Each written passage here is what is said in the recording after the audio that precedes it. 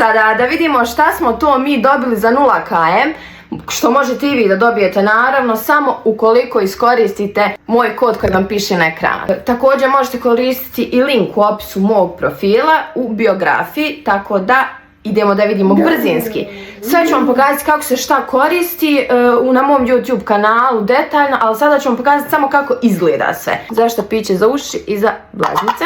Za čačkalce, ovo jedva čekam da probam, znate otkad ga gledam jer uvijek čačkalce vadim rukom i sve mi izlaze jedna za drugom. Za čišćenje paprika.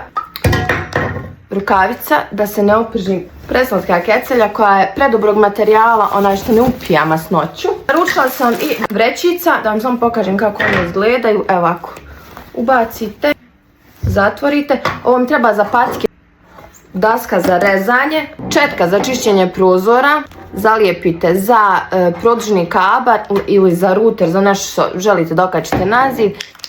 Samo ga uklopite i zalijepi se bez bušenja. Mjerice za kuhinju. Pošto je previše stvari, idemo na part 2.